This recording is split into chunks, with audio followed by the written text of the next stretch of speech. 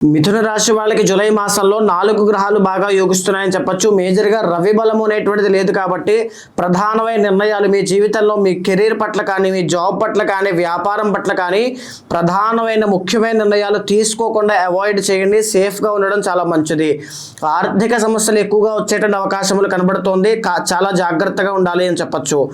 అదేవిధంగా 27వ తారీఖు వరకు కూడా కుజుడి యొక్క బలం బాగుంది కాబట్టి మనోధైర్యంతో ముందుగా ఉన్నటువంటి సమస్యలంటే కూడా అధిగమించే అవకాశాలు కనబడుతూ ఉన్నాయి. మాసం చివరిలో ఖచ్చితంగా మీకు అనుకోని విధంగా ఆకస్మిక ధనలాభము కనబడుతోంది. ఇదే మాసంలో నూతన వస్త్ర ఆభరణ యోగాలు అనేటువంటివి కూడా కనబడుతున్నాయని చెప్పచ్చు. సినీ నాటక కళారంగంలో కానీ, నృత్య గీత వాద్యాది రంగాల్లో కానీ ఉన్న వాళ్ళకి చాలా మంచి అవకాశాలు వస్తాయి. మంచి గుర్తింపు పొందే అవకాశం కనబడుతోంది అని చెప్పచ్చు. వైవాహిక జీవితంలో ఉన్నటువంటి సమస్యలు తొలగేటువంటి అవకాశం కనబడుతోంది. కెరీర్ పట్ల మాత్రం ఎలాంటి మార్పులు చేర్పులు చేసుకోవద్దు. అదేవిధంగా డబ్బులు మీ దగ్గర ఉన్న డబ్బులు బయటకు ఇవ్వడం వల్ల అవి తిరిగి వచ్చేటువంటి అవకాశంలో కనబడట్లేదు. కాస్త జాగ్రత్త వహించండి.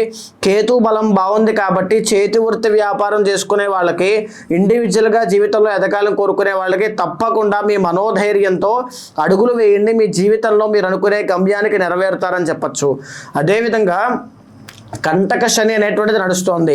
పర్సనల్ చార్ట్ చూసుకున్న తర్వాత శని బలం బాలేకపోతే సుదర్శన హోమం అనేటువంటిది జరిపించుకోండి. తర్వాత వెంకటేశ్వర స్వామి యొక్క ఆరాధన కానీ, ప్రతి శనివారము హనుమాన్ చాలీసా చదవడం తప్పకుండా చేయడం వల్ల మరిన్ని శుభ ఫలితాలు ఖచ్చితంగా చూస్తారు.